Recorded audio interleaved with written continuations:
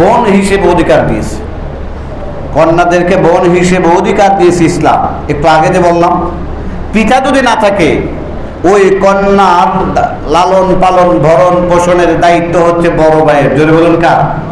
আরো জোরে বলুন কার? বড় ভাইয়ের। তারপরে আসেন স্ত্রী হিসেবে অধিকার দিয়েছে নারীদেরকে। অন্যান্য ধর্মে স্ত্রীদের কোনো অধিকার নাই, শুধু ভোগ বিলাসের অধিকার। স্বামী যখন চাইতো তখন তাদেরকে ভোগ করত, কিন্তু তাদের অন্য কোনো অধিকার দিত না। কিন্তু ইসলাম বলেছে না, তারা শুধু ভোগের পাত্র নয়, তাদের অধিকার রয়েছে। আল্লাহ দিয়েছে, আল্লাহ রাসূল সাল্লাল্লাহু আলাইহি সাল্লাম দিয়েছে। জোরে কোন সুবহানাল্লাহ। দেখেন, আপনি বিবাহ করবেন, আল্লাহ রাব্বুল আলামিন বলতেছেন না, শুধু বিবাহ করে গড়ে তুললেই হবে না। ওয়াতুন নিসা সাদকাতিহিন্না নিহলা, তাদেরকে হালাল করার জন্য মোহর দিতে হবে। কি দিতে হবে? আরো যখন কি দিতে হবে?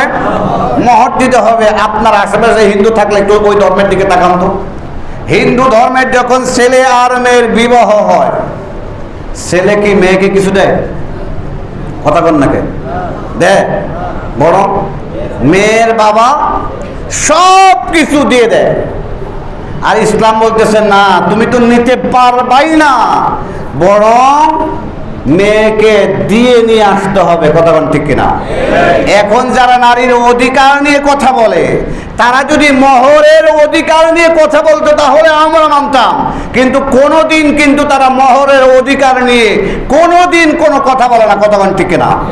তার মানে হচ্ছে তারা ইসলাম লালন করে না, বরং ইসলাম বিদ্বেষী তারা কার্যকলাপ বাস্তবায়নের চেষ্টা এবং প্রচেষ্টা চালাচ্ছে।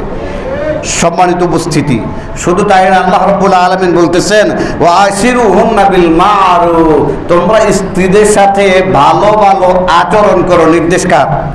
জোরে বলুন, নির্দেশ কার?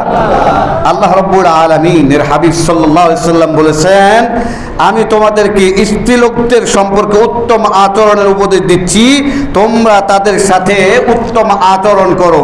শুধু তাই না, আল্লাহর নবী সাল্লাল্লাহু আলাইহি সাল্লাম শ্রেষ্ঠত্বের মানদণ্ড ঘোষণা করেছেন।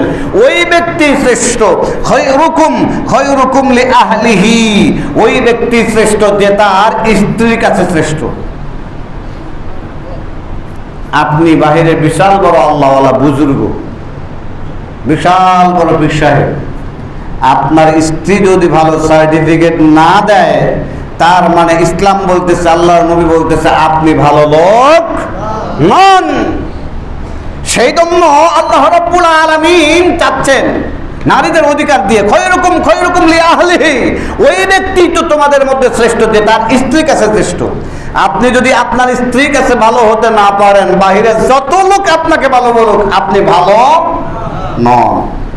তারপরে আসেন, দেখেন একজন কন্যা, প্রথমে কন্যা ছিল, তারপরে বোন হয়েছে, তারপরে স্ত্রী হয়েছে, তারপরে একটা পর্যায়ে সে কি হবে? মা হবে। মা হিসেবে ইসলাম তাদেরকে কতটুকু অধিকার দিয়েছে। আন আবি হুরায়রা রাদিয়াল্লাহু তাআলা আনহু